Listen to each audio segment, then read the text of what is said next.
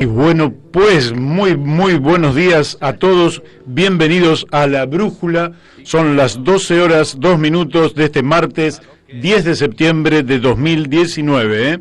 Tenemos una temperatura de 14 grados centígrados aquí en la zona, quizás pueda aumentar hasta los 16 grados, pero ya comienzan a extenderse los días, sale el sol más tempranito, se pone más tarde, comienza a calentar un poquito más porque los rayos caen más verticales y va a ir mejorando con el paso de los días y nos vamos a ir acercando a la primavera, una de las estaciones más lindas justamente para disfrutarla, pero no hay que dejar de disfrutar ninguno de los días que nos toca vivir y en particular este 10 de septiembre del que queda justamente la mitad del día.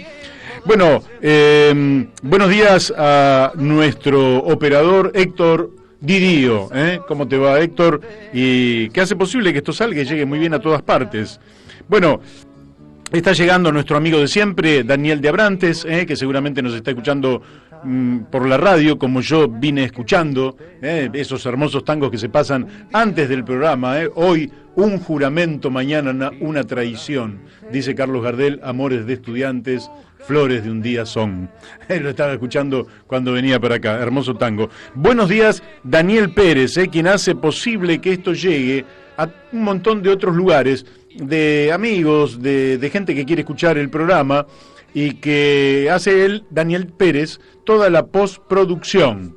De manera que el programa usted después lo puede volver a escuchar íntegramente en La Brújula en la Luna, yendo al canal de YouTube La Brújula en la Luna, y también puede escuchar algunos de los reportajes. Esos reportajes son recortados por Daniel Pérez, que hace posible efectivamente que esto sea escuchado más allá de quienes nos escuchan en este momento en forma directa por el aire en el área metropolitana, partidos del Gran Buenos Aires y amplios sectores de la capital federal, y gente que nos esté escuchando también por aplicaciones y por internet. Quiere decir que cualquiera puede suscribirse al canal de YouTube La Brújula en la Luna y escuchar este programa con lo que hace Daniel Pérez. Así que a él también un fuerte abrazo.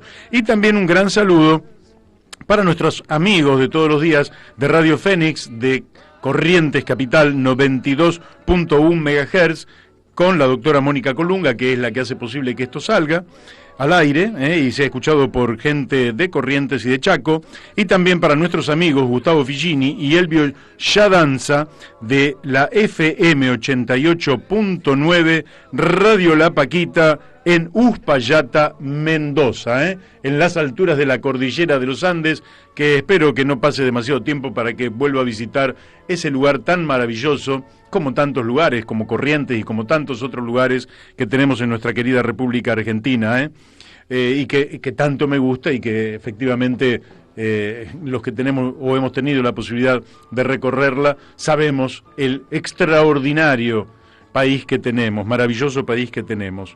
Bueno, hoy es 10 de septiembre y hay un montón de cosas para hablar, y hoy vamos a estar hablando a eso de las 12:25, en apenas 20 minutos, con Héctor Polino vamos a estar repasando qué es lo que está ocurriendo con el consumo, con la emergencia alimentaria, con la inflación, en fin. Y más tarde vamos a estar hablando alrededor de las 13 con Julio Gambina, sobre justamente un conjunto de reformas que en la Argentina parece que algunas se hablan, las que van contra el pueblo, y otras que van a favor del pueblo parecen ocultas. Bueno, vamos a estar hablando con Julio Gambina. Pero mientras tanto, como nosotros no salimos los miércoles al aire y mañana va a ser 11 de septiembre, quería recordar 11 de septiembre, que me parece que son significativos y que no me gustaría pasarlos por alto en este martes 10. Uno es el fallecimiento de Domingo Faustino Sarmiento el 11 de septiembre de 1888 en Asunción, Paraguay.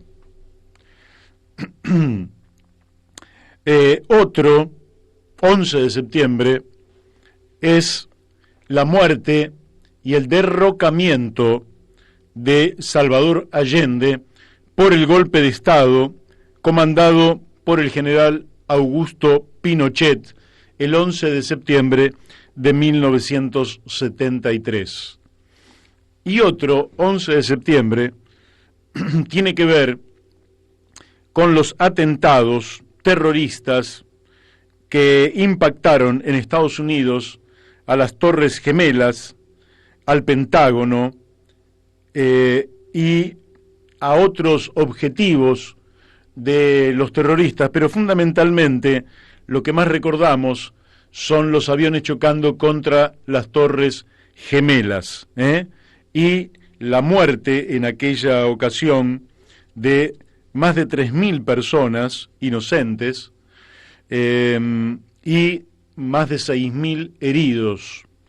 De manera que voy a empezar entonces este recordatorio hasta donde nos dé el tiempo. En primer lugar, recordando a Domingo Faustino Sarmiento, para lo cual voy a leer el prólogo de un libro escrito recientemente, es un libro nuevo, de Ebe Busolari de Levene y Luis Urrutia. Ese libro se llama Sin permiso del jefe de policía y da una mirada distinta a la que generalmente tienen unos y otros sobre Domingo Faustino Sarmiento. Entonces, en su prólogo dice lo siguiente: Sarmiento es conocido universalmente por su lucha a favor de la educación popular. En nuestro país, durante muchos años, el énfasis de la historia oficial limitó a esto su recordación. Luego fue ganando espacio un revisionismo histórico que instituyó en amplios sectores de la sociedad la imagen de un Sarmiento antipopular y antinacional, represor de lo autóctono. Pero en los dos relatos, el liberal y el nacionalista, se omite lo que fue en él una preocupación fundamental: la propiedad de la tierra, su reparto en proporciones labrables, esto es, a la medida de una fuerza de trabajo propietaria. En el contexto de la economía natural que fundamentaba el país, un inmenso desierto donde el medio de producción por excelencia era la propia tierra, todavía a ocuparse y por lo tanto a repartirse, aquella pretensión sarmientina, continuadora del legado de la Revolución de Mayo, era la posición más igualitaria que pudiera entonces concebirse. ¿Por qué se olvidó con tanto empeño? ¿Por qué liberales y nacionalistas no pueden confrontarse con el Sarmiento real y prefieren distorsionarlo?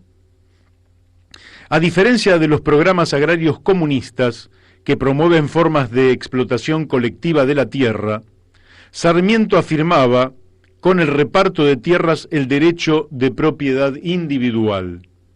El alambrado no era para él solamente el instrumento técnico del desarrollo agrícola, sino el símbolo de la división de la propiedad de la tierra. El planteo de Sarmiento se encuadraba así dentro del derecho burgués, la propiedad privada de los medios de producción. Al mismo tiempo, el reparto masivo de las tierras a favor de los trabajadores sin propiedad tenía todo el color de una reivindicación proletaria. Sarmiento, coherente, también proponía la educación popular, el reparto masivo e igualitario del conocimiento. Fíjense ustedes, Fíjense ustedes cómo los dueños de la tierra han logrado que hasta se tergiversara el pensamiento de Sarmiento y se generara un Sarmiento distinto al real. Voy a tomarme un par de minutos más, si ustedes me siguen, y voy a seguir con este prólogo. Sarmiento no acertaba por azar con los nudos gordianos que frenaban entonces el progreso de la sociedad y la direccionaban en la consolidación de la desigualdad y el sofocamiento de su ideal democrático. El examen del conjunto de sus escritos revelan no sólo al representante consecuente de los intereses mayoritarios, sino al genial pensador que vincula la defensa de esos intereses con una concepción evolutiva del mundo y de la historia social, en la que el avance de la igualdad social y la derrota del oscurantismo se unen en una tendencia objetiva de la humanidad hacia el progreso. Salta una parte y dice: los tiempos de Sarmiento tienen determinantes vasos comunicantes con nuestros tiempos, con el ahora, y ese es el motivo por el cual, alrededor de su figura, se agitan las pasiones más encontradas y la razón de que, por el contenido revolucionario de su pensamiento y acción, el sentido de su vida haya sido desfigurado hasta lo irreconocible. Su exilio espiritual lo es en una sociedad cuya memoria es administrada por la hegemonía reaccionaria de clases dominantes históricamente incapaces de superar resabios feudales, que permanecen en la cultura social y política, así como la propiedad de la tierra. Pero Sarmiento no fue simplemente eso, el crítico, el opositor testimonial. Fue, en palabras de José Martí, el verdadero fundador de la Argentina, el mayor aportador de sus cimientos civilizatorios. El Sarmiento real, educador de la sociedad, sí, pero el de la tierra para el que la trabaja también, es el vivo ejemplo que refuta la idea de que la civilización es pensada por un cerebro social formado en las clases dominantes y orientado por su ideología. No es casual entonces que liberales y revisionistas tienden a coincidir en el sobreentendido de debatir sobre una entelequia a la que llaman Sarmiento, en la que derechos populares y racionalidad marchan por andariveles opuestos. Y cierro con estos dos párrafos.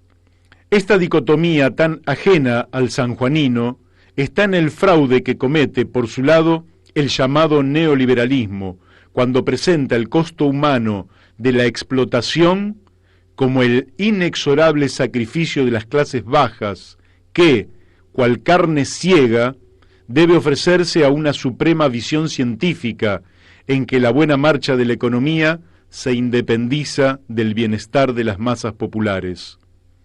Pero la racionalidad también se separa del pueblo con el revisionismo histórico y sus concomitancias políticas cuando dice: ahora, desde un asistencialismo a modo de frugal reparación de la injusticia social, que la verdadera democracia es el caudillismo, esto es, el líder que no se discute y se acata. Bueno, aquí tienen una mirada por parte de Eve Busolari del EDN y Luis Urrutia, sin permiso del jefe de policía, que se distancia de la visión liberal y de la visión revisionista, y que pone a Sarmiento con eje en la distribución de la tierra, que es el elemento que él puede realizar en la localidad del Chivilcoy, pero que no puede extender por resistencia de los elementos oligárquicos de la Argentina. Bueno, si mi amigo Héctor me ayuda, vamos a pasar al segundo tramito, poco antes de hablar con Héctor Polino, y vamos a escuchar al presidente de Chile, elegido en 1970, compañero presidente, fines del año 72, Salvador Allende habló en las Naciones Unidas no solo para denunciar la hostilidad de Estados Unidos, sino para señalar algo mucho peor: la falta de control sobre las multinacionales y su papel nefasto. Era el capítulo anterior del neoliberalismo que hoy domina el mundo. Estamos frente a un verdadero conflicto frontal sobre las grandes corporaciones transnacionales y los estados. Estos aparecen interferidos en sus decisiones fundamentales, políticas, económicas y militares por organizaciones globales que no dependen de ningún Estado y que en la suma de sus actividades no responden ni están fiscalizadas por ningún parlamento, por ninguna institución representativa del interés colectivo. En una palabra, es toda la estructura política del mundo la que está siendo socavada. Las grandes empresas transnacionales no solo atentan contra los intereses genuinos de los países en desarrollo, sino que su acción avasalladora e incontrolada se da también en los países industrializados donde se asientan. Es nuestra confianza en nosotros lo que incrementa nuestra fe en los grandes valores de la humanidad y en la certeza de que esos valores tendrán que prevalecer, no podrán ser destruidos.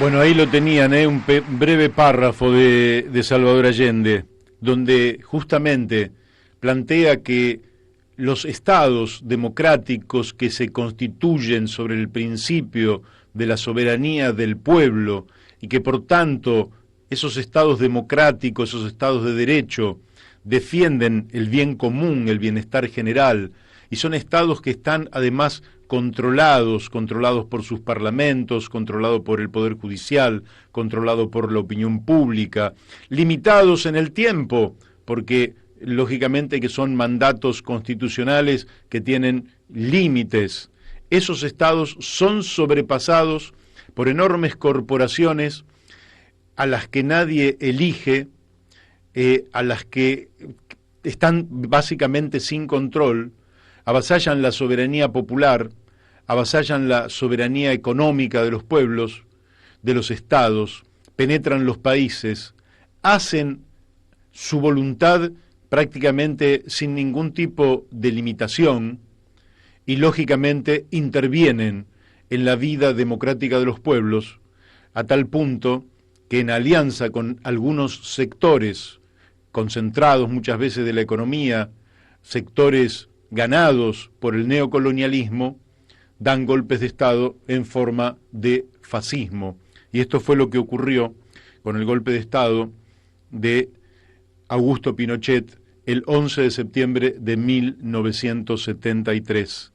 Fue una reacción fascista que algunos todavía, muy pocos, todavía reivindican y que realmente fue un oprobio para la democracia chilena y un horror para los derechos humanos del pueblo en Chile. Se avasallaron todos los derechos, la dignidad de los seres humanos, se secuestró, se torturó, se mató, se fusiló, se encarceló. Y lógicamente, hace pocos días, el presidente de Brasil, en un acto repudiable, defendió el golpe de Estado de Augusto Pinochet. Y en Chile no solo el dolor de la presidenta Bachelet, cuyo padre, que era hombre de la aviación, había sido secuestrado y torturado por el régimen de Pinochet por el solo hecho de defender la democracia. No solo ella, sino el propio presidente Piñera salió en defensa de la democracia en Chile. Entonces nos encontramos allí con que un pueblo que aspiraba a transformarse en soberano, a utilizar sus recursos económicos como le pareciera más correcto, bueno, fue el avasallamiento prepotente de ese fascismo, de ese golpe de Estado del 11 de septiembre de 1973. Creo que ya estamos en comunicación con Héctor Polino. Héctor, buenos días. Buen día, ¿qué tal? ¿Cómo te va? Muy bien. Héctor, un gusto volver a hablar contigo y lógicamente que estamos tan conmocionados por la situación económico y social de la Argentina que mi primer pregunta es sobre cómo estás viendo esta iniciativa de declarar la emergencia alimentaria en la Argentina, que se está impulsando en el Congreso Nacional, pero que también tiene el respaldo de fuerzas religiosas, sociales, políticas. Me parece perfecto, es lo que hace falta en circunstancias como las actuales, donde existe un sector importante de la población que no le alcanza lo que gana para vivir, y para aquellos sectores sociales que directamente son desempleados, ¿no? Son desocupados, que viven en la indigencia más absoluta. Me parece que un país que produce y exporta alimentos para más de 400 millones de personas, es una verdadera vergüenza que existan millones de argentinos que no tengan recursos para tener una vida digna, ¿no? Que en la propia ciudad capital de la República haya aumentado los niveles de pobreza y de indigencia, que significan un verdadero fracaso de la política del gobierno nacional, ¿no? De modo que me parece muy bien que los distintos bloques políticos del Congreso de la Nación discutan y aprueben cuanto antes un proyecto declarando la emergencia alimentaria. Bien. Vos fijate, es un dato que no tiene mucha difusión. En la ciudad de Buenos Aires, de acuerdo a cifras de la Dirección de Estadísticas del gobierno de la ciudad, en el primer trimestre del año 2019 tenemos 94.000 pobres más que en el primer trimestre del año 2018. Pasamos de 491.000 personas a 585.000. Y hay 52.000 nuevos indigentes. Pasamos en el primer trimestre del año 2018 132.000 personas, al primer trimestre del año 2019 a 184.000 personas, 52.000 indigentes más en la ciudad de Buenos Aires. Tremendo. Que se supone que es la ciudad más rica del país. Claramente. Héctor, hay carcome el ingreso de las familias el tema de la inflación. Ustedes han informado un aumento en agosto del 5,35 y a lo largo del año de 36,13. ¿Cómo estás viendo en estos días, en estos primeros días de septiembre, el movimiento de los precios, sobre todo de lo que tiene que ver con la canasta familiar? Y en el mes de septiembre el porcentaje de aumento seguramente va a ser aún superior al que hubo en el mes de agosto. Por lo siguiente, porque el 12 de agosto se produjo la última fuerte devaluación del peso con respecto al dólar. Claro. Es decir, que la incidencia de la devaluación solamente se advirtió en la segunda quincena. En la primera quincena de agosto el aumento fue del 1,98. En cambio, en la segunda quincena, ya con el efecto de la devaluación, fue del 3,37%. Total, 5,35%. Quiere decir que en el mes de septiembre, cuando se vea en toda su magnitud el efecto de la devaluación, el porcentaje de aumento seguramente va a ser aún mayor. Y fíjate cómo ha ido evolucionando el precio de los alimentos. Agosto 2015, el aumento fue del 1,53%. Agosto 2016, 1,95%. Agosto 2017, 1,66.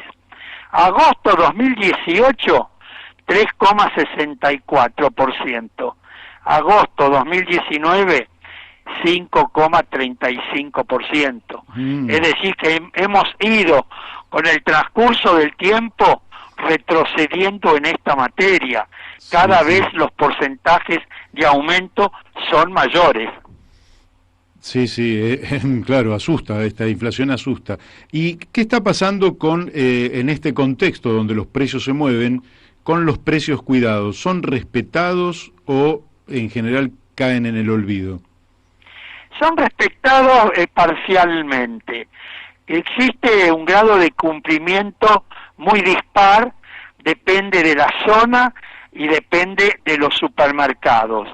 Un promedio de cumplimiento está en alrededor del 40-50%. Este programa lo inició el gobierno anterior, comenzó en el mes de enero del año 2014, por 3 meses, se fue renovando a su vencimiento por otros 3 meses, hasta que llegó el gobierno actual. El gobierno actual lo toma, continúa, pero en lugar de tener una vigencia cada 3 meses, tiene una vigencia cada 4 meses. De modo que es un programa correcto en las circunstancias actuales, pero hace falta mayores controles por parte del Poder Ejecutivo Nacional. Y si bien la adhesión al programa por parte de los supermercados y negocios es voluntaria, luego el cumplimiento se transforma en obligatorio. Claro. En consecuencia, aquel supermercado que voluntariamente ha adherido a esta política y luego no la cumple, lo que corresponde es que sea sancionado aplicándole las leyes que están vigentes, cosa que lamentablemente no se hace. No ocurre jamás, porque no tienen esa vocación tampoco de hacerla cumplir. Exactamente. Hoy uno de los problemas más importantes que tiene la Argentina es que no se cumplen las normas legales vinculadas a la defensa de los derechos de los consumidores. No se cumple con la ley de defensa de la competencia, no se cumple con la ley de lealtad comercial, no se ha puesto en funcionamiento nunca la ley que se denomina Observatorio de Precios. El Congreso Nacional aprobó en el mes de mayo del año pasado una ley muy importante sobre la base de proyectos de diputados del oficialismo y de la oposición. Se denomina Ley de Defensa de la Competencia. Esa ley crea un Tribunal Nacional de Defensa de la Competencia. Estamos en el mes de mayo del año siguiente, claro, y no se avanzó nada en la creación de ese tribunal. Hay proyectos de ley en la Cámara de Diputados presentados por distintas bancadas políticas para crear lo que se denomina ley de góndolas, que sería una ley muy importante en circunstancias actuales. ¿Qué significa? Que pequeñas y medianas empresas y economías regionales o productos del interior del país tengan la posibilidad de ser exhibidos en las góndolas de las grandes cadenas de supermercados, que tendrían que destinar, de acuerdo a los proyectos que están en danza, un 20, un 30% de su superficie para exhibir y vender esos productos elaborados por las economías regionales, por pequeñas y medianas empresas que podrían competir lealmente con los grandes grupos económicos. Bueno, se está demorando inexplicablemente la sanción de esa ley, que comenzó a ser discutida a partir del mes de marzo y abril de este año, pero que ahora ha quedado prácticamente paralizada. Claro.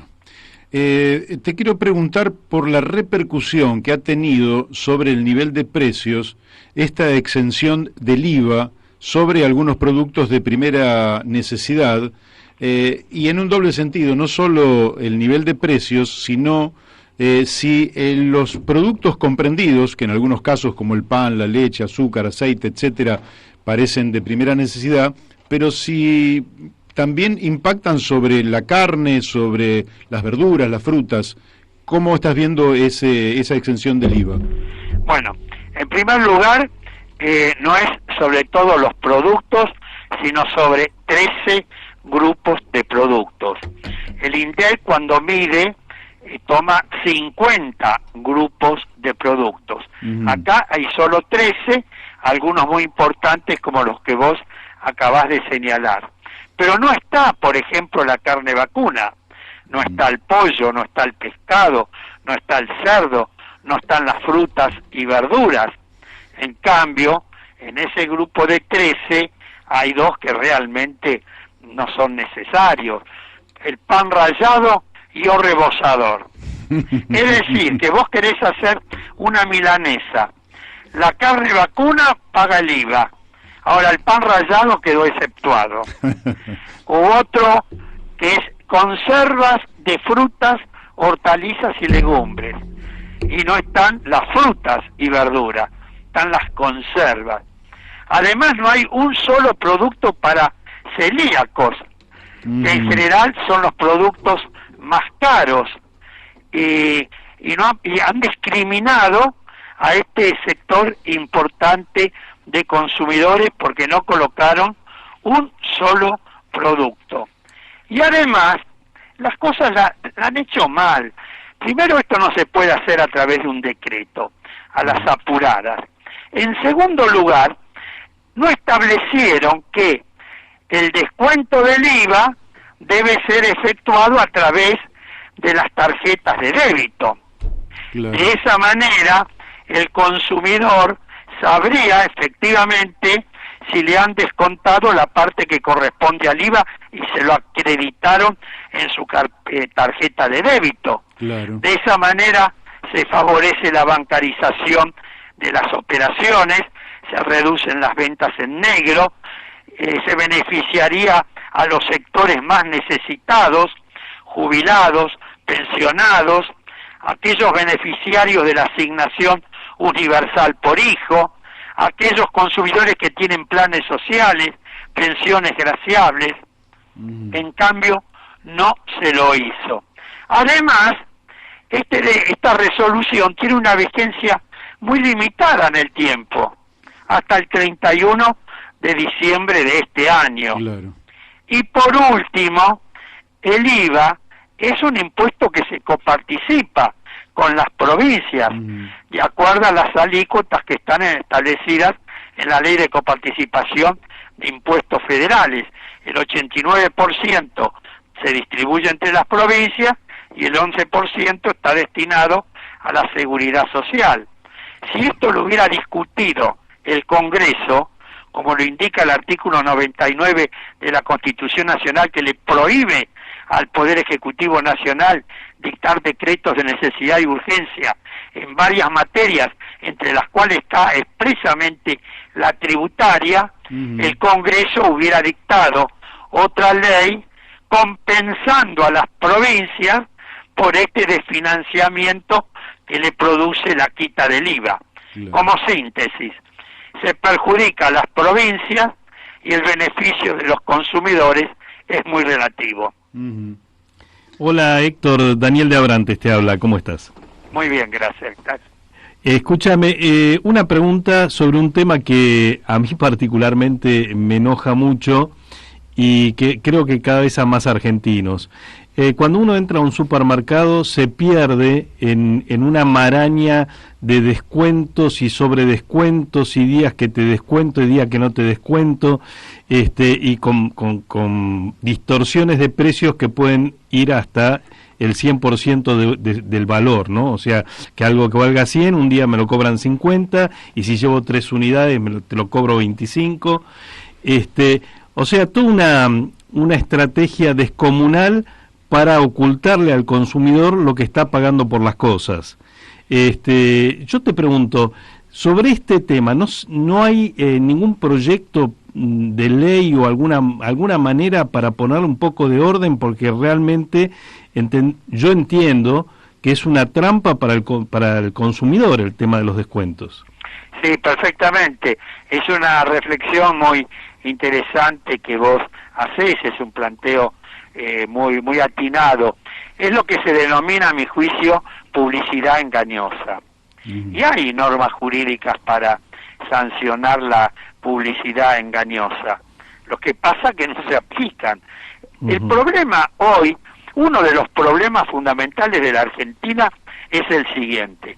Tenemos un Congreso que es uno de los 3 poderes del Estado, que funciona, depende del periodo del año y de las incentivaciones políticas.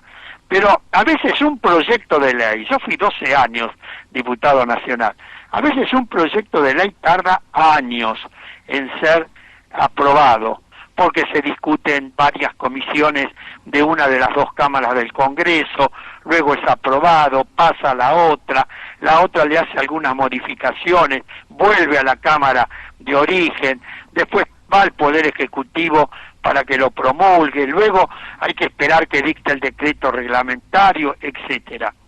Y después resulta que el otro poder del Estado, el Poder Ejecutivo, el encargado de hacerla cumplir, no la cumple, la ignora totalmente. Claro. Y eso es uno de los problemas fundamentales de la Argentina.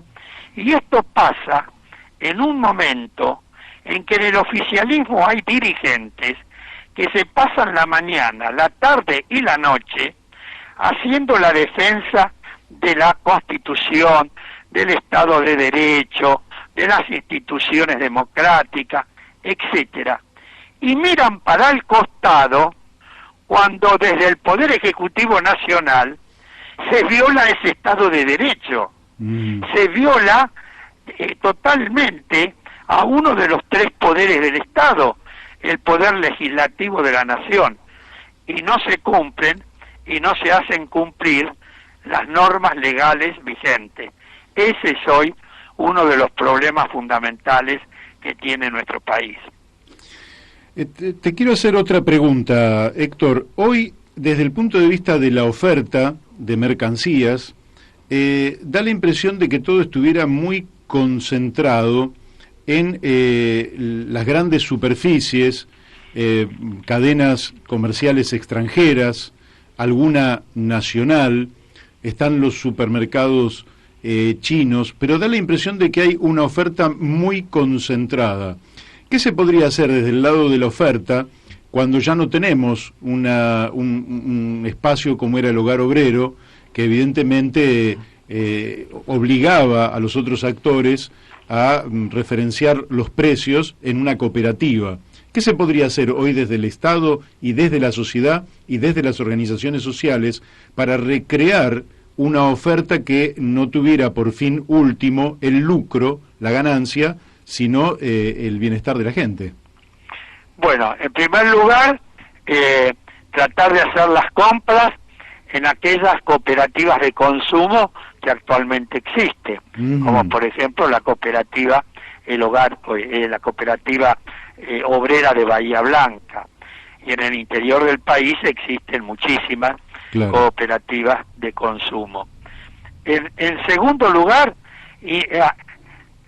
presionar, reclamar a los diputados y senadores nacionales que aprueben algunos de los proyectos denominados ley de góndola que hablamos anteriormente, porque vos ahí tendrías en los supermercados de grandes superficies la exhibición de productos similares, algunos elaborados por las grandes empresas, muchas de ellas de capital extranjero, compitiendo de igual a igual con un producto elaborado por una pequeña y mediana empresa. Claro. Me parece que la ley de góndola serviría y mucho para lograr ese objetivo que vos muy bien planteás. De modo que me parece que ese es el camino que hoy tenemos. No tenemos más otras herramientas legales, ¿no? Sí, sí. Y controlar a los grandes grupos económicos. Por ejemplo, hoy 1, 2, 3 gran empresas, en general todas de capital extranjero, concentran el 70, el 80, el 100% de la producción de un determinado artículo de la canasta de alimentos o artículos de limpieza. Entonces lo que tiene que hacer el gobierno es controlar a esos grandes grupos económicos que son formadores y deformadores de precios al mismo tiempo.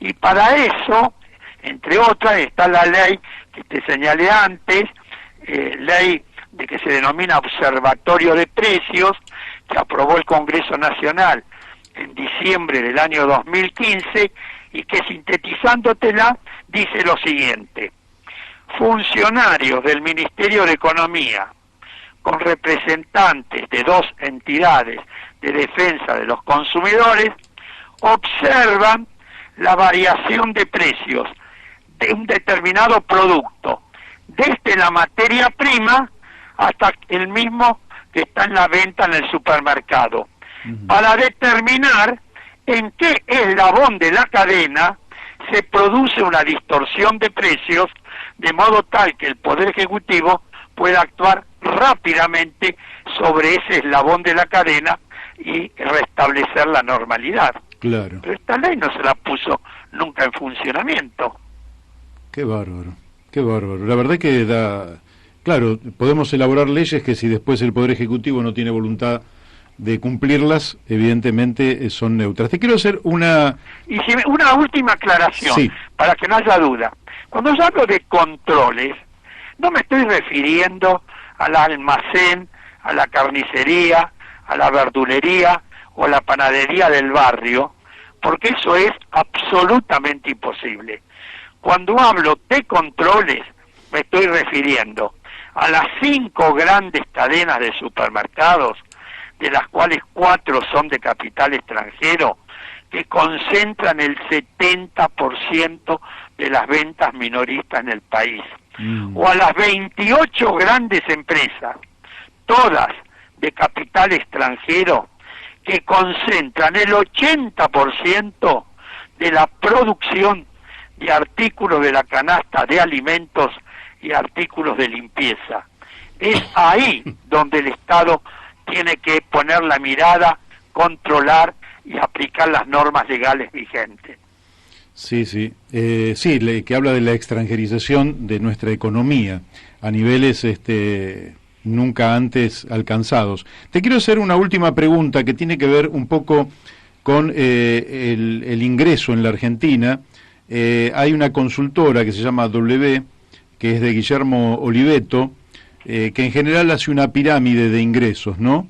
Y más o menos yo actualicé los datos y me da que la clase baja tendría que sería un promedio de ingresos de alrededor de 21.000 pesos. Ahora, resulta que la inmensa mayoría de nuestros jubilados tienen un ingreso por debajo de este nivel. Con los jubilados, ¿no se podría tener alguna consideración en términos de desgravación impositiva en sus compras? En fin, algo que les alivie la situación gravísima en la que se encuentran en la última etapa de la vida. Sí, efectivamente. En el mes de septiembre la jubilación mínima pasó a 12.937 pesos, no llega a 13.000 pesos. Evidentemente no les alcanza ni para comprar medicamentos muchas veces, y ni que hablar para comer. Habría que encontrar algún mecanismo de compensación a este déficit de ingresos que tienen los jubilados y pensionados, sobre todo aquellos que perciben el haber mínimo, que es el 70% de la clase pasiva de nuestro país. Pero este gobierno lamentablemente no lo va a hacer. Ya faltan pocos meses para la finalización del mandato. Esto tiene que ser el Congreso Nacional el que se ponga a discutir este tema, y acá lo que hay que hacer es resolver el problema de fondo.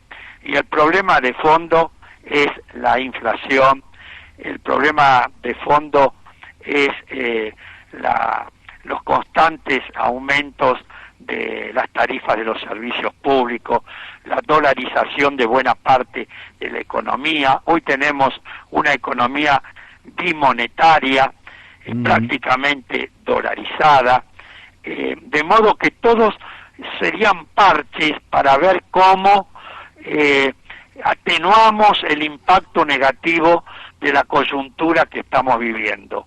Me parece que este es el momento adecuado para discutir un nuevo proyecto de país, un nuevo proyecto que atienda a la producción, a la pequeña y mediana empresa, a las cooperativas, sobre todo a las cooperativas de trabajo, de consumo, de vivienda, que apueste a las mutuales, que apueste a la industria nacional, que se cambie totalmente la orientación de la política económica y social, porque si no todo lo demás son parches, como el que de darle 5.000 pesos a los trabajadores, son parches, son aspirinas para curar un cáncer. Claro.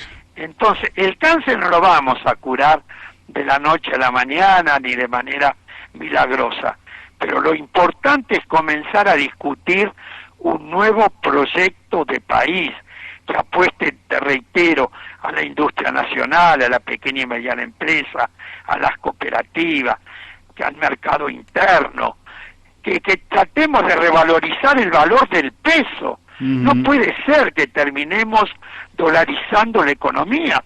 Hoy ya se está hablando públicamente de dolarizar directamente la economía. Ya se está poniendo el ejemplo de Ecuador. Es una barbaridad. Sería un retroceso enorme. Sí. De modo que me parece que hay que discutir los temas de fondo. Y así como hablamos del control de los alimentos, también hay que controlar a los laboratorios, porque la culpa tampoco la tiene el farmacéutico. Acá hay que controlar a los grandes laboratorios nacionales e internacionales o extranjeros que elaboran medicamentos. Y tomar el ejemplo de Santa Fe, por ejemplo, sí, donde hay laboratorios de municipales, de la Municipalidad de Rosario y provinciales, que venden los medicamentos a precios infinitamente menores que los que venden las empresas de carácter comercial.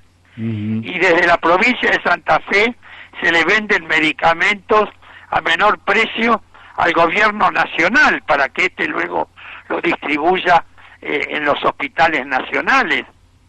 Así es. Tenemos que ir a medidas de fondo que tiendan a modificar de raíz el problema económico y social que hoy tenemos en la Argentina. Bueno, Héctor, nos has dejado un enorme caudal de muy buenas definiciones, así que no tengo otra cosa más que agradecerte tu participación en este programa del día de hoy. Bueno, gracias a vos por la oportunidad. Bueno, no, gracias a vos, Héctor Polino. Hemos hablado con el presidente de Consumidores Libres, diputado nacional en 3 periodos, y un legislador que es un orgullo para todos los que somos socialistas, porque ha sido consecuente a lo largo de toda su vida en la defensa de los intereses de los trabajadores, del pueblo trabajador, de los humildes y los intereses de la nación argentina. Bueno, seguimos aquí en La Brújula, y pronto nos vamos a comunicar con Julio Gambina, que hizo una nota muy buena, Reformas en Debate, y sobre la cual vamos a hablar. Mientras tanto, les repasamos un poco la agenda, anote, tome papel y lápiz. Este que está hablando, Mario Masitelli, va a hablar el viernes 20 de septiembre a las 19 horas en Escalada 91 Morón, José Escalada 91, Morón Norte, a 2 cuadras de la estación de Morón, sobre el proyecto Justo, y sobre todo sobre una conferencia del doctor Juan B. Justo que pronunció en 1898 en la librería El Ateneo, que se llama La Teoría Científica de la Historia. Así que anótese que Mario Masitelli va a estar el 20 de septiembre a las 19 horas en José Escalada 91 Morón, dando una charla sobre el proyecto Justo y en particular sobre la conferencia del doctor Juan B. Justo, La Teoría Científica de la Historia. También les digo que este miércoles va a haber en el Instituto Argentino de Energía, General Enrique Mosconi, una charla que es Energía es hora de enfrentar globalmente el cambio climático, a cargo del doctor Alieto Guadagni, que este miércoles en el ciclo de cine documental Ecología Política, a las 18:30 en el Centro Cultural Padre Carlos Mujica, Piedras 720, Pueblos Ancestrales de Avia Ayala en Colombia, investigación de la licenciada Amalia Vargas. No le digo más porque si no, no le van a alcanzar el papel y el lápiz para anotar. Quiero decirles que la anterior, la del Instituto Argentino de Energía, en General Enrique Mosconi, que es este miércoles a las 18 horas en la calle Moreno 943, piso 3. Allí se va a hablar sobre enfrentar globalmente el cambio climático por parte del doctor Alieto Guadagni. Bueno, también tenemos, pero ya creo que estamos en contacto con Julio Gambina. Julio, ¿estás en el teléfono? Sí, ¿qué tal? ¿Cómo estás? Muy bien, Julio. Bueno, un gusto hablar contigo, sobre todo porque he leído tu nota, Reformas en Debate, y es interesante observar que todos hablamos de reformas, pero unos a favor de la revolución y otros, podríamos decir, a favor de la contrarrevolución. Unos en un sentido uno en un sentido progresivo y otros en un sentido regresivo. Creo que tu nota fue inspirada en unas declaraciones de Juan Grabois, que habló sobre algo tan temido, y que justamente cuando nosotros iniciamos el programa, y recordando a Domingo Faustino Sarmiento, lo leíamos de un libro de Luis Urrutia, que Sarmiento también estuvo desvirtuado, entre otras cosas, porque tomó el tema de la tierra y un proyecto de distribuir la tierra entre los trabajadores, proyecto que inició en Chivilcoy y que allí fue clausurado. ¿Qué nos puedes decir sobre, en principio, esta reforma que plantea Juan Grabois, desde mi punto de vista no de manera muy feliz, pero que afectó tantos intereses que generó una reacción en cadena prácticamente, diciéndole eso no se toca? Sí, mi reflexión no apunta tanto a discutir la propuesta de Juan Grabois o de cualquiera en particular, sino poner el acento en qué se debate, qué otras cosas no se debaten, qué se da por sentado. Cuando hace mucho tiempo se decía reforma, había una connotación progresiva sobre la reforma. La reforma aludía a la reforma universitaria del 18, del siglo pasado, hace más de 100 años, a la reforma agraria, que es la bandera con la que nació la Federación Agraria Argentina, por ejemplo, y que suponía el lema "la tierra para el que la trabaje", y está asociado al reclamo que tenían en su momento los chacareros, los pequeños y medianos productores, que eran arrendatarios de tierras y entonces tenían el poder territorial de los grandes terratenientes encima, pagando rentas muy elevadas. Claro. Pero en los años 90 del siglo pasado, la palabra reforma cambió de connotación y se empezó a hablar de reforma del Estado, y la reforma del Estado era una reforma regresiva, asociada a las privatizaciones, por ejemplo, asociada a procesos de ajuste fiscal, de reducción del gasto público. digamos, la palabra reforma empezó a tener un sentido negativo, reforma del Estado, reforma judicial, todas las reformas eran unas reformas que suponían la quita de derechos históricamente conquistados.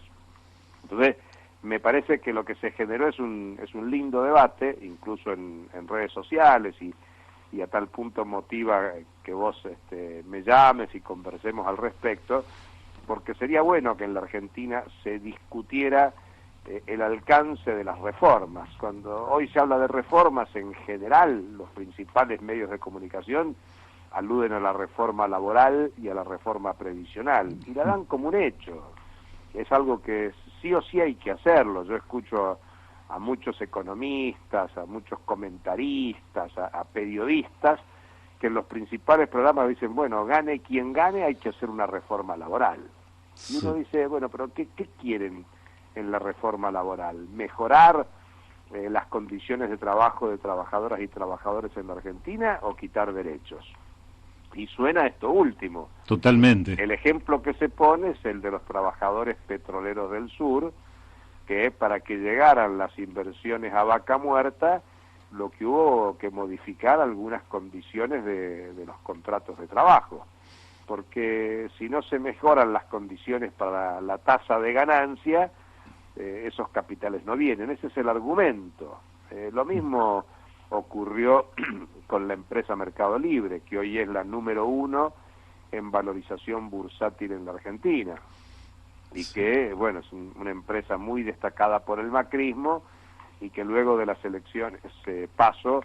Una de las primeras entrevistas de Alberto Fernández, que un empresario, fue precisamente con el titular de Mercado Libre, y Mercado Libre hizo un acuerdo que modifica la ley de contrato de trabajo, los convenios colectivos, y establece, por ejemplo, el banco de horas, es decir, que la patronal puede hacerte trabajar un día o una semana o un mes, 12 horas, 14 horas, y después compensarlo.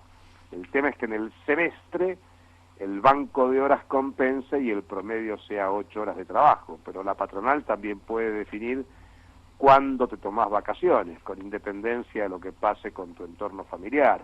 Si tus hijos están de vacaciones en la semana de invierno o a fin de año, bueno, la empresa puede decidir que vos, a contramano de tus hijos, de tu familia, tengas que trabajar porque les conviene, por alguna razón estacional o algún tipo de pedido. Bueno, eso existe en la Argentina, entonces no hay todavía una reforma laboral resuelta en el Parlamento, pero sí, de hecho, hay empresas que han logrado acuerdo de esas organizaciones sindicales y han avanzado en reformas laborales que son flexibilizadoras. Y entonces, a mí me parece que es importante instalar en la sociedad, bueno, ¿qué pasa con el modelo agrario o con el modelo industrial, por ejemplo? ¿Hay que reformarlo o no? ¿Y en qué sentido? Y ahí entra el debate de la reforma agraria. Algunos dicen, la reforma agraria es una cuestión antigua. No es nada antiguo.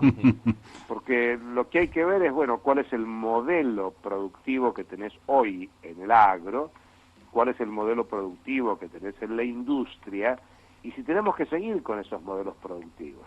Solo para que se entienda lo que digo. Cuando vos comparás el modelo productivo asentado en la soja y en la soja transgénica, un fenómeno que se genera desde mediados de los 90 para acá. Sí. O sea, no hace mucho tiempo, aunque ya hace una cantidad de años importantes. Bueno, ese modelo productivo ha significado la despoblación rural en la Argentina. Con lo cual, al mismo tiempo que vos discutas reforma rural, reforma agraria, tenés que discutir una reforma urbana, porque lo que ha crecido de manera desordenada son las ciudades en la Argentina, y tenés una concentración de pobreza en los principales centros urbanos muy importante, con un debate que te lleva al tema de las viviendas desocupadas que hay en las grandes ciudades. Estoy hablando de Buenos Aires, de Córdoba, de Rosario, de Mendoza, donde es impresionante la cantidad de viviendas deshabitadas que solo fueron construidas con fines de especulación inmobiliaria. Algo así como con gente con capacidad de ahorro, que que en vez de ahorrar en dólares y depositarlos en el banco, bueno, invierte en ladrillos y tiene desocupado el departamento, la casa, porque su objetivo no es alquilarlo, es conservar valor patrimonial. Sí. Entonces, la reforma urbana está asociada a la reforma agraria, son dos temas en simultáneo. Vos mirás los datos de la economía argentina y cuando te vas al comercio exterior, ahí te das cuenta el predominio de la soja. El complejo sojero es el principal complejo exportador de la Argentina. Entonces tenés un agro que se ha transformado en los últimos 30, 40 años para abastecer el mercado mundial.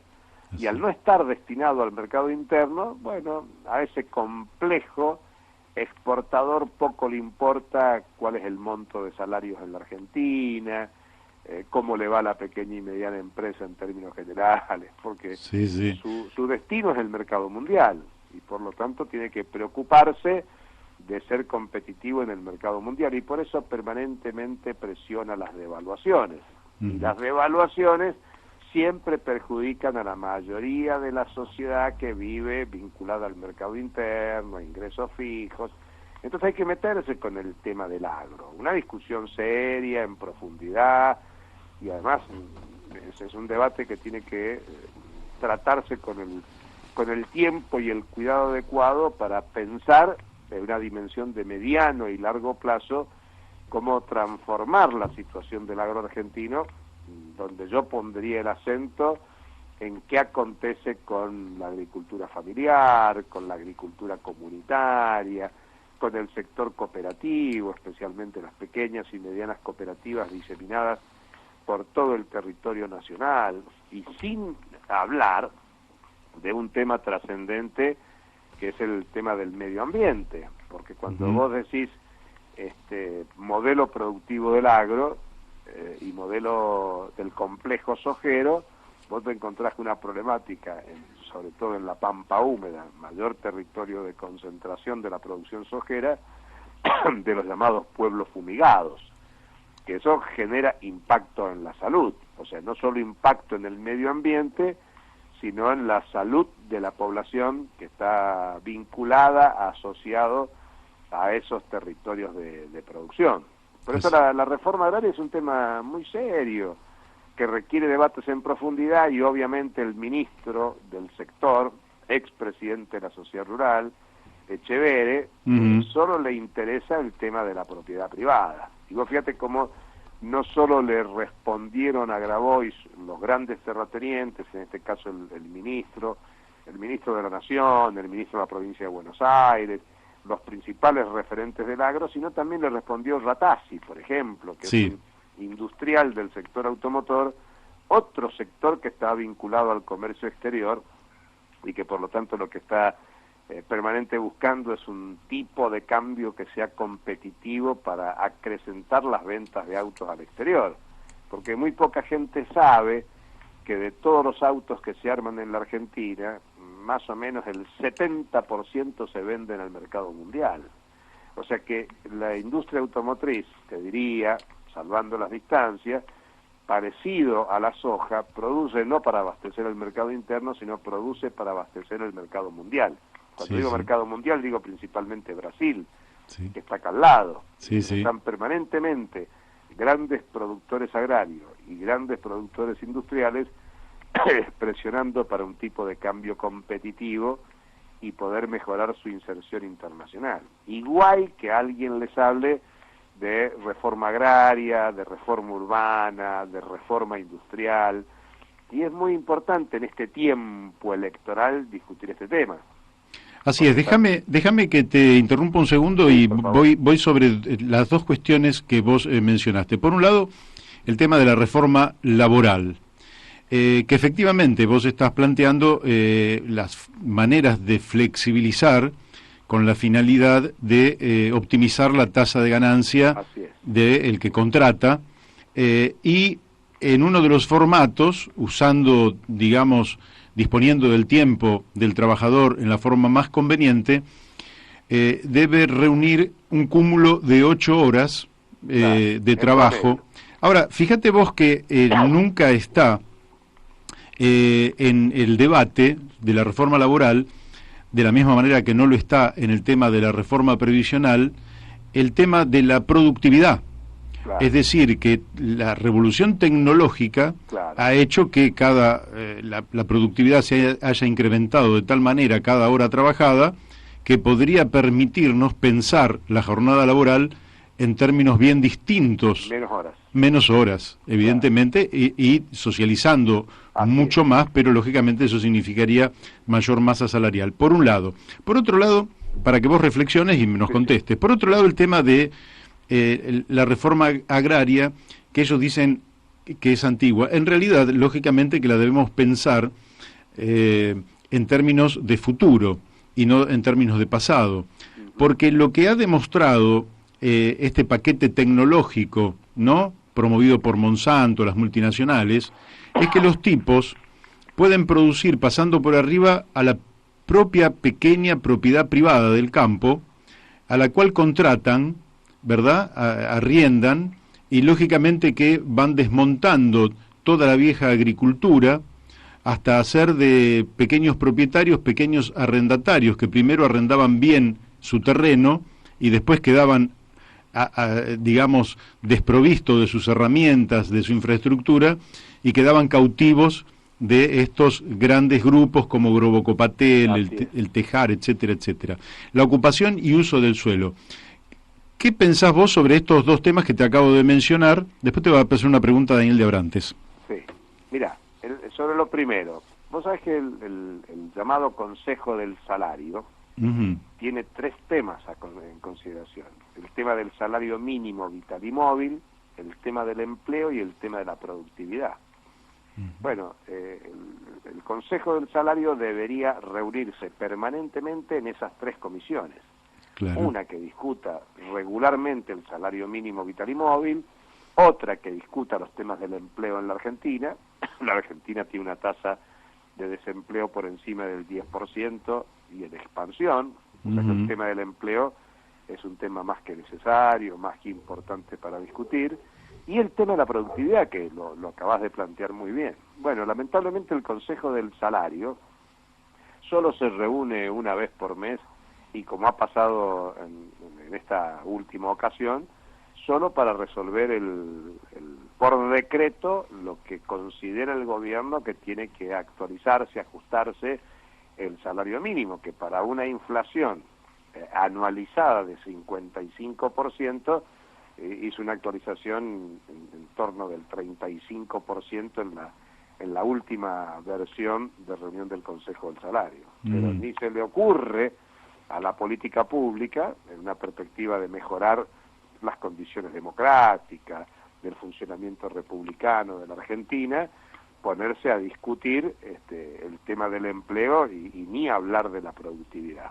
Y creo que hay una sugerencia muy buena que vos haces, que el tema de la flexibilización, el tema de la jornada laboral, hoy hay condiciones de desarrollo tecnológico para reducir la jornada de trabajo de manera muy importante, algo así como distribuir el trabajo que hay en el conjunto de la población trabajadora, claro, que es una propuesta muy distinta a todo ese debate que hay sobre el futuro del trabajo, donde la amenaza es que los robots, la inteligencia artificial, el desarrollo tecnológico le va a quitar posibilidad de trabajo a las personas. De ninguna manera debería ser así. Vos pensás que el 1 de mayo, conmemorando como Día Internacional de los Trabajadores, fue en 1890, también realizado con actos aquí en la Argentina. La Argentina fue, en ese sentido, vanguardia en el plano mundial, pero en aquel momento la consigna era por una jornada de 8 horas. No puede ser que a más de 100 años de aquello todavía sigamos discutiendo la jornada de 8 horas. Parece que es un gran tema para plantear y está muy bien por donde lo enfocas. Y el otro tema, el tema de la agricultura, bueno, es un tema muy serio, porque en el mismo sentido de lo que dije, mira, la producción agraria mundial da para alimentar o para abastecer a 12.000 millones de personas, datos de Naciones Unidas. Y en el mundo habemos menos de 8.000 millones de habitantes. O sea que hay supuestamente un sobrante de producción agraria para resolver un 50% más de la población mundial existente. Sí. Sin embargo, la FAO dice que hay más de 800 millones de personas desnutridas en el mundo, que sufren hambre. Entonces sería algo que no cierra, porque crecientemente la producción agraria se utiliza para alimentar máquinas, autos, aviones, barcos. Es lo que algunos llaman la bioenergía, que está mal aludir a bioenergía porque no tiene que ver con la vida de las personas, sino tiene que ver con la alimentación de las máquinas. La crisis del petróleo, la crisis de los hidrocarburos ha hecho que se busquen sustitutos en la producción de energía y por lo tanto ya no se utiliza la producción agraria para alimentar a las personas, sino para transformarlas en combustibles. De ahí viene el biodiesel, el etanol, bueno, todas estas producciones. Estados Unidos es el principal productor de maíz del mundo y el 40% de la producción de maíz de Estados Unidos tiene destino en la agroenergía. Claro. Crecientemente la Argentina avanza por ese lado también y con ventajas comparativas muy importantes. Con lo cual, lo que estoy diciendo es que no es solo que la Argentina tiene que discutir la reforma del modelo productivo agrario, sino que el mundo tiene que discutir cuáles son sus prioridades. ¿Sí? Habitualmente en Naciones Unidas se viene discutiendo desde hace un tiempo los objetivos del milenio. Bueno, si esos objetivos del milenio tienen un primer punto, que es terminar con el hambre en el mundo, no puede ser que haya tanta capacidad de producción agraria, pero que esa producción agraria no se utilice para resolver los problemas de la alimentación de la población. Por eso que lo que hay es un debate en torno a lo que se llama seguridad alimentaria o soberanía alimentaria, porque la consigna de seguridad alimentaria es alimentar a la población con el actual modelo productivo, sin modificarlo, mientras que soberanía alimentaria supone la concepción de reforma agraria, porque es discutir qué producimos, para quién producimos, de qué manera distribuimos lo que producimos, y siempre es un tema de cuál es el objetivo. Si resolver la alimentación de la población, de la Argentina, de la región y del mundo, o si resolver la tasa de ganancia. Está claro que los que se molestan con la expresión reforma agraria, lo único que les interesa es discutir la tasa de ganancia. Así es. ¿Qué tal, Julio? Daniel de Abrantes te habla. ¿Qué tal, Daniel? Sobre los dos temas o los dos tópicos que se estaban conversando. Bueno, uno, un comentario sobre el tema de la jornada laboral. Tal es así la necesidad de rediscutir esta cuestión o esta reforma en términos, digamos, progresivos, que hasta el propio Carlos Slim, que es una de las fortunas más importantes del continente americano, planteó que hay que ir a una jornada laboral de 3 días. Claro. Es algo que empieza a ser evidente, la necesidad de una transformación profunda en ese sentido. Nosotros venimos desde aquí impulsando la discusión de un ingreso ciudadano básico también como otra de las herramientas importantes para las transformaciones que se vienen. Pero y en torno al tema agrario, que también me parece que discutir este tema en la Argentina es un tema central por las características de la Argentina. Nosotros siempre planteamos que cuando pensamos nuestro país, uno de los abordajes necesarios es mirar el mapa, ¿sí? Y volver a tener políticas de ocupación territorial y de desarrollo territorial de la Argentina, que no solo incluyen, estamos hablando de un país bicontinental con una de las plataformas marítimas más grandes del mundo, ¿sí? Con riquezas inconmensurables y con el 40% de su población sumergida en la pobreza. Entonces, evidentemente que hay mucho ahí para discutir, y me parece que el modelo agrario es una de las grandes puntas que tiene que discutir la Argentina. Nada, simplemente quería hacer este comentario porque me quedé muy enganchado con todo lo que dijiste. Con Mario tuvimos la oportunidad de visitar la zona núcleo productora de soja, ahí por la zona de Máximo Paz, Alcorta, ¿no? En Santa Fe, acompañados por un amigo entrañable que es Pedro Peretti, y vimos la cantidad de taperas en los campos más caros de la Argentina, y además donde la producción agropecuaria había sido una producción de colonos, de medianas explotaciones, de pequeñas explotaciones, la desaparición de los despoblamiento total. Pero mira, lo que estás diciendo es muy pertinente, porque en los últimos datos del INDEC sobre el comercio exterior argentino, sobre las exportaciones argentinas, te queda claro que el gran sector exportador de la Argentina es la zona pampeana. Estás hablando de provincia de Buenos Aires, Córdoba, Santa Fe, con el 75% de las exportaciones argentinas. Solo después le sigue con el 10% la Patagonia, o el noroeste con el 5%, Cuyo con el 5%, el noreste, que una de las zonas más empobrecidas, Formosa, Misiones, Chaco, con apenas un poquito menos del 2%, lo que te muestra que la gran producción para la exportación está en la zona pampeana, que como bien vos decís, es la zona de mayor concentración del ingreso y la zona de mayor concentración de pobreza. Sí, uno puede encontrar muchos pobres en Formosa, pero la cantidad de pobreza que hay en la provincia de Buenos Aires o en la zona circundante a la capital federal, el Gran Buenos Aires, te muestra cómo hay concentración de riqueza y extensión de pobreza al mismo tiempo, lo que ampliamente justifica que discutamos la reforma, pero no solo en el sentido reaccionario que quiere el poder económico, sino en un sentido progresivo que contacta mucho más con la tradición, la historia y la trayectoria de los sectores populares en la Argentina. Julio, ¿tenés unos minutos más? Muy poquitos. Bueno, entonces voy a una pregunta que lógicamente sobre la cual sos un entendido, que tiene que ver con el tema de la reforma financiera. Sí, claro.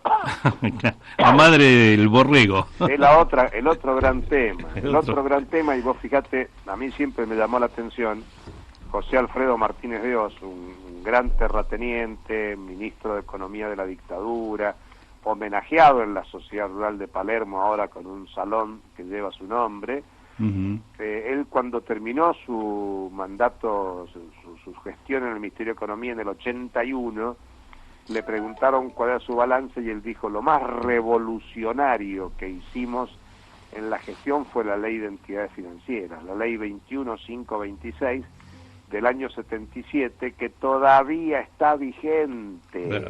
Es inverosímil, pero eso es lo curioso y lo interesante, que te demuestra que el modelo agrario, el modelo industrial, fue subordinado en tiempo de la dictadura militar, que es la madre que parió el modelo productivo contemporáneo. Tiene en la Ley de Entidades Financieras un tema muy clave, y un sistema financiero que ha sido gestado desde entonces y que tiene como hegemonía a la banca transnacional y a la subordinación de la banca argentina al modelo especulativo.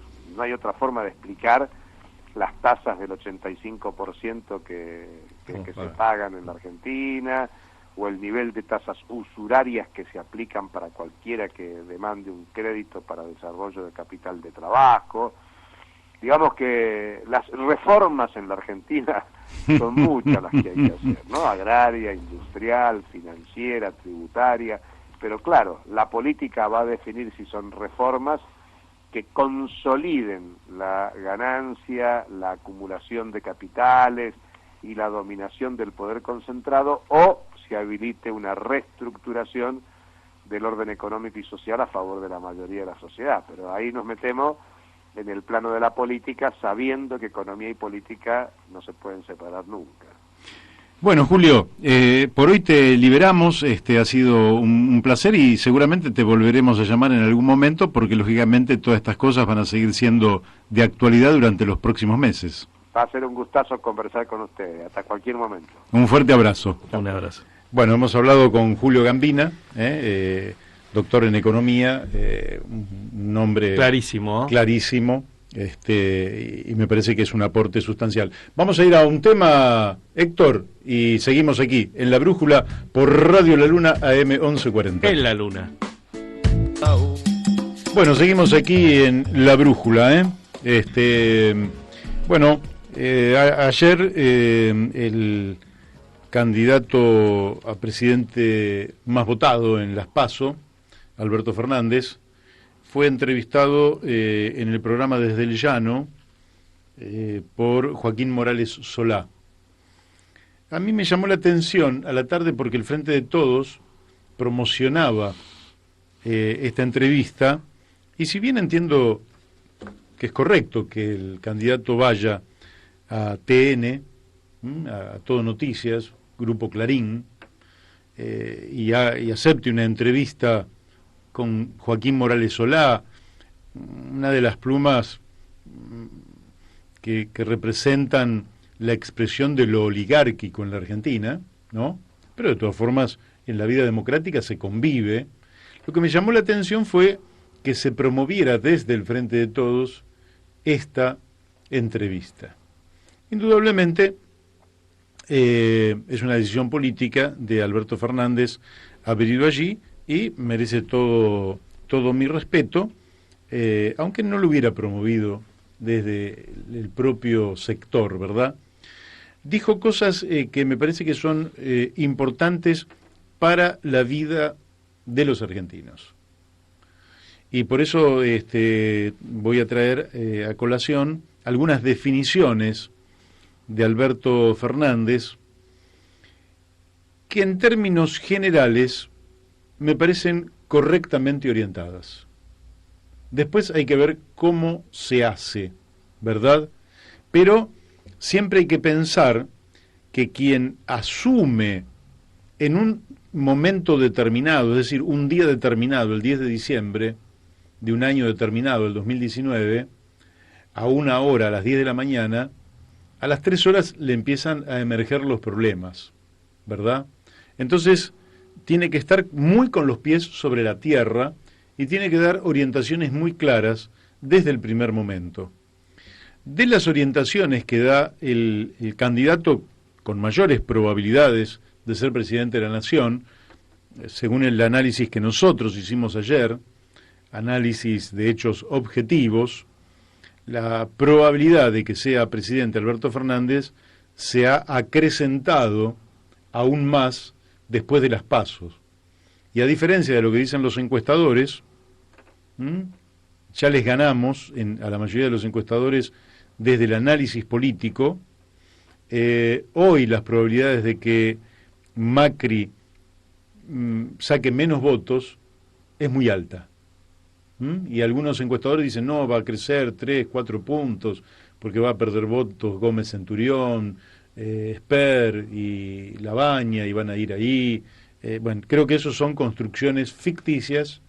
Lo más probable es que este gobierno, después de las malas noticias que van a emerger durante septiembre y octubre, la inflación, el aumento de la pobreza, la recesión, evidentemente es muy probable que pierda votos. Así que, ¿qué dice Alberto Fernández? Bueno, por un lado, que marchan al equilibrio fiscal, es decir, que los ingresos se compensen con los egresos. Eso, Daniel, oyentes, merecería una aclaración. Pero como es un aspecto técnico, lo vamos a dejar allí y vamos a decir que en términos generales podríamos aceptar que Argentina, después de los descalabros de déficit fiscal heredados que va a tener el próximo gobierno, apunte a un equilibrio fiscal. Después vemos cómo se alcanza ese equilibrio fiscal y a qué le llamamos equilibrio fiscal. Pero eso podríamos decir, en términos generales lo damos por aprobado. Ha dicho lograr un superávit comercial. También lo damos por aprobado. Argentina necesita que ingresen dólares genuinos por venta de bienes y servicios al exterior mayor de lo que compramos, y eso es el superávit, ¿verdad? Y eso te genera dólares genuinos y no dólares tomados por deuda, que es lo que ha hecho este gobierno. Error garrafal. Segundo punto, aprobado. Tercer punto, dice, acumulación de reservas. Sí, efectivamente, como tenemos una economía totalmente bimonetaria, vos necesitas romper cualquier tipo de falsa expectativa respecto del dólar, para lo cual tenés que tener altamente monetizado, esto es triste pero es así, el Banco Central. El día que te sobran los dólares porque la gente pierde la atención sobre el dólar, sacás dólares y los invertís en modernizar la Argentina. Esto es correcto, así que tercer punto, hasta allí también correcto. Dice, habla de un dólar competitivo, claramente. Cuarto punto, dólar competitivo, también podríamos decir que es correcto, porque es la forma de tener un superávit en la balanza comercial. Ese superávit se logra por la exportación de bienes y servicios y además por un superávit en la balanza de turismo. Es decir, que tenemos más turismo receptivo que el turismo que hacemos nosotros en el exterior, con lo cual ingresan más dólares a la Argentina de los que se van de la Argentina. Cuarto punto, también aprobado. Quinto punto, desendeudarnos, dice él. Y dice que estas fueron las lógicas con las cuales actuaron durante los primeros años de la gestión de Néstor Kirchner. Desendeudarnos. Y, sin fanatizarnos, sí, hay que ir a una disminución del peso de la deuda y del peso de los intereses de la deuda, porque, evidentemente, hoy se haría, compañeros del FIT hablan de desconocer la deuda. Lo que no dicen es nacionalizar la banca, etcétera. Lo que no dicen es los efectos, las contraindicaciones que podrían tener.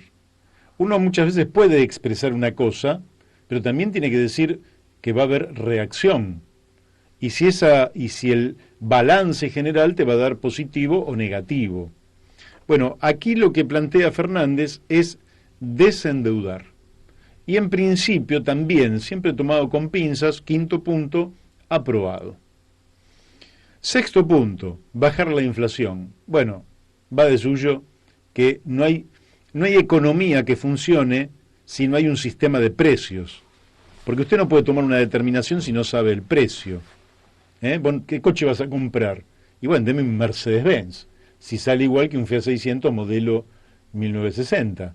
Pero no salen igual. Pero si el sistema de precios no funciona, la economía no funciona. Por tanto, hay que bajar la inflación en la Argentina para que funcione el sistema de precios, y un sistema de precios estable permite la planificación, que es de lo que no habla Alberto Fernández y de lo que sí hablamos nosotros.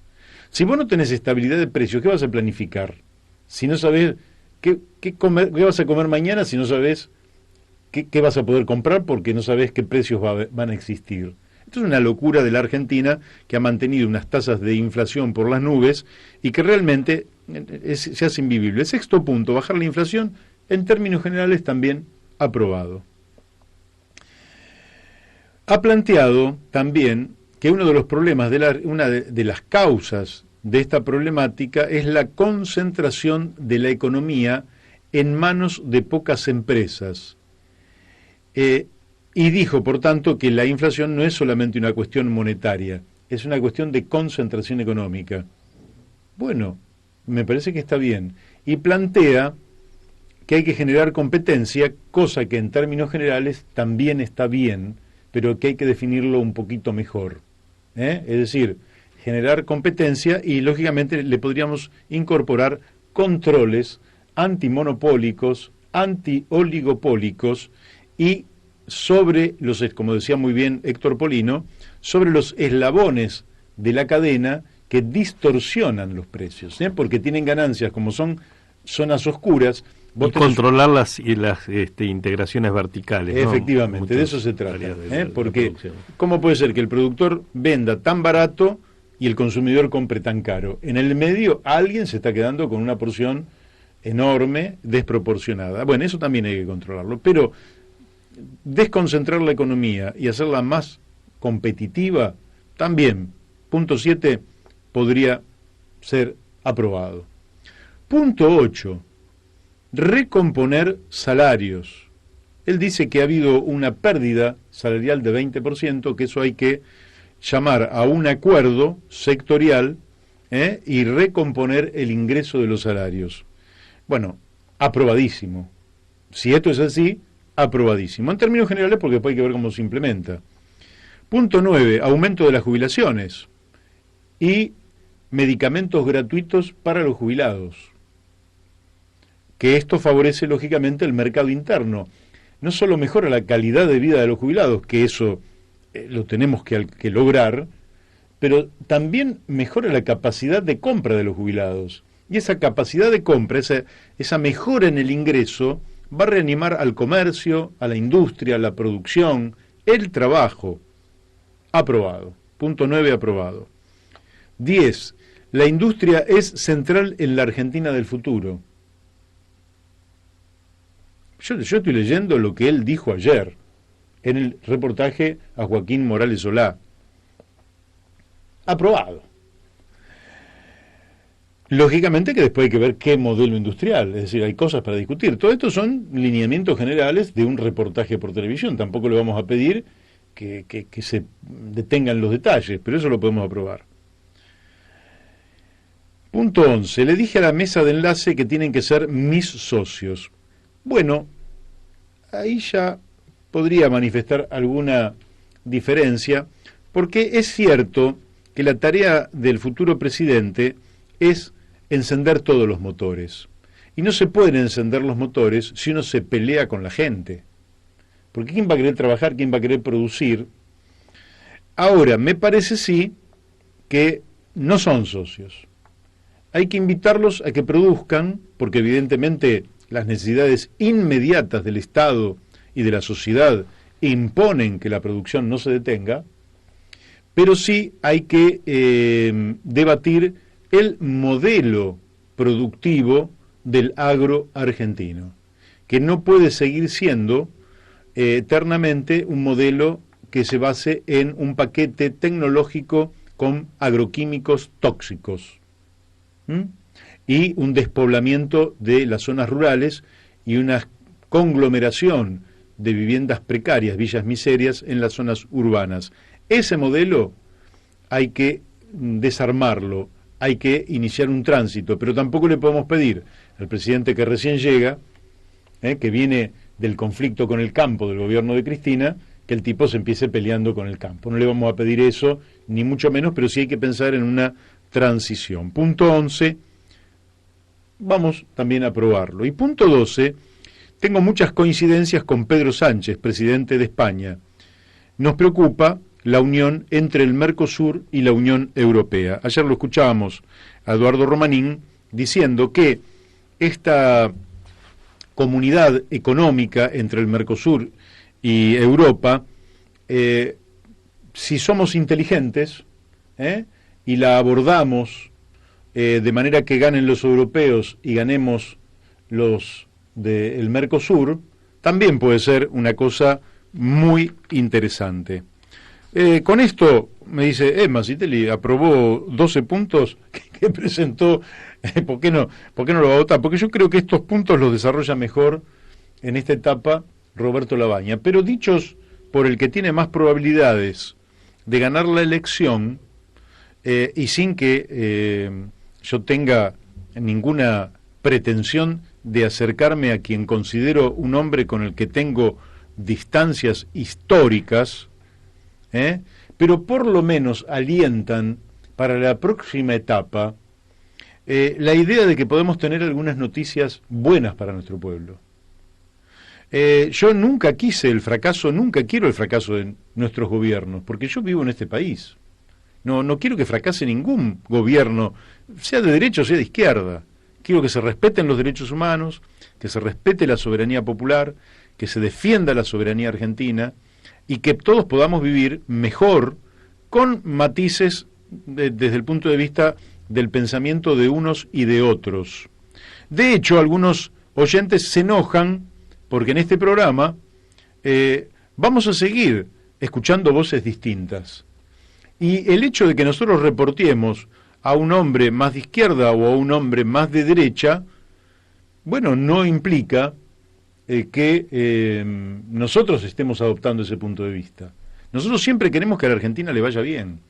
Y si podemos, vamos a darle y vamos a escuchar y vamos a enriquecer este micrófono con hombres que son de derecha y con hombres que son de izquierda. Pero nosotros tenemos un punto de vista y evidentemente somos, yo por lo menos y Daniel, somos socialistas, somos de izquierda, claramente. Pero más allá entonces de las diferencias que históricamente podamos tener con Alberto Fernández, si este hombre mejora la situación, que es posible hacerlo en cortísimo plazo, por lo menos hasta un límite, ¿verdad? Porque la vida de los pueblos va siendo por etapas. Lo que pasa es que estamos retrocediendo nosotros. Pero ahora lo que hay que hacer en esta nueva etapa es poner la producción en funcionamiento, encender todos los motores. El motor del campo, el motor de la industria, el motor de los comercios, el motor de los servicios, el motor de la exportación, el motor del consumo, el motor del Estado. Todos los motores hay que ponerlos en funcionamiento. Y por lo menos usted tiene una posibilidad de crecer durante los 2-3 primeros años. Y después, cuando se vean que hay que hacer cambios nuevamente, porque no se detiene la historia, bueno, se verá qué nuevos impulsos tenemos hacia adelante. Pero si tenemos buenas noticias por 2 años, eso nos permitirá, por ejemplo, en el 2021, que está a la vuelta de la esquina, decir, bueno, si el país hizo buenas reservas y el país reabrió el crédito, ¿por qué no pensar en reconstituir toda la red ferroviaria de la República Argentina de nuevo? Y si después nos va bien y en el 2023 seguimos acumulando reservas y tenemos crédito, ¿por qué no desarrollar la industria naviera, la industria naval nacional, para volver a tener una industria que transporte nuestros productos de exportación, ganando los fletes para la Argentina y no teniendo que pagar 5 o 6 mil millones de dólares de flete al año a empresas que son extranjeras? Y si siempre va a haber más cosas para hacer. Sí, quizás Pero creo que, y cierro con esto, creo que la orientación que dio el candidato a presidente en el día de ayer es una orientación que nos puede alentar a ser un poquito optimistas. Sí, coincido con lo que decís, tengo la misma impresión. Quizás está faltando una presentación más orgánica de un proyecto de país, o es lo que nosotros pretenderíamos, que incorpore, bueno, estas cosas que vos estás diciendo, aunque no sean de realización inmediata, sí deberían estar incluidas en un plan de desarrollo de la Argentina o de crecimiento de la Argentina, una visión de un proyecto científico, técnico, educativo, ¿sí? Un relanzamiento de la educación en la Argentina, que parece que es una necesidad, todo este tema de pauperización de nuestro pueblo apegado no solo en el problema más urgente que es la alimentación, sino en todas las demandas primarias, educación, salud, infraestructura, ocupación del suelo racionalmente. Bueno, la pobreza le pega a todo, ¿sí? Vivienda, y obviamente todas son urgencias, ¿sí? Pero bueno, primero habrá que atender la emergencia económica. Así es, pero toda urgencia es una oportunidad, y si tenemos, por ejemplo, el problema de la vivienda, qué oportunidad para empezar a hacer 300, 400 mil viviendas por año. Qué felicidad para nuestro pueblo y qué felicidad para nuestras industrias. Y la verdad que no tenemos que pedir un solo peso prestado. ¿Por qué? Porque eso se hace todo con mano de obra local, con materia prima local, con industrias locales. Entonces no hay que pedir un mango y podemos resolver y reactivar y vivir un poquito mejor cada día en la Argentina. Daniel, nos tenemos que estar despidiendo de nuestros oyentes, a quienes les agradecemos que hayan prestado atención. Les agradecemos a todos los que nos han mandado mensajes. El último que acabo de leer es de Mario Morales, pero también nos mandó un mensaje bastante extenso que lo vamos a pasar la semana que viene el amigo Jorge Rulli. Vamos a ver si podemos hablar con Jorge de nuevo la semana que viene, porque siempre es un gusto hablar con él. Seguramente la semana que viene también vamos a estar hablando con un hombre del Partido Obrero, Jorge Altamira, y vamos a estar hablando, Tenemos también hay una entrevista pendiente con Pedro Peretti, que lo fuimos a escuchar sobre el tema agrario.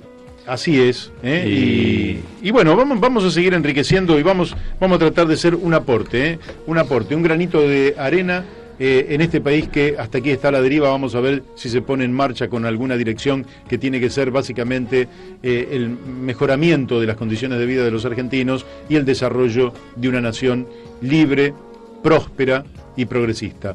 Los dejamos aquí con España en el recuerdo y Paco Rodríguez a partir de este momento en su gran programa de todos los martes que va desde las 14 a las 17 horas. Chau, hasta el lunes que viene.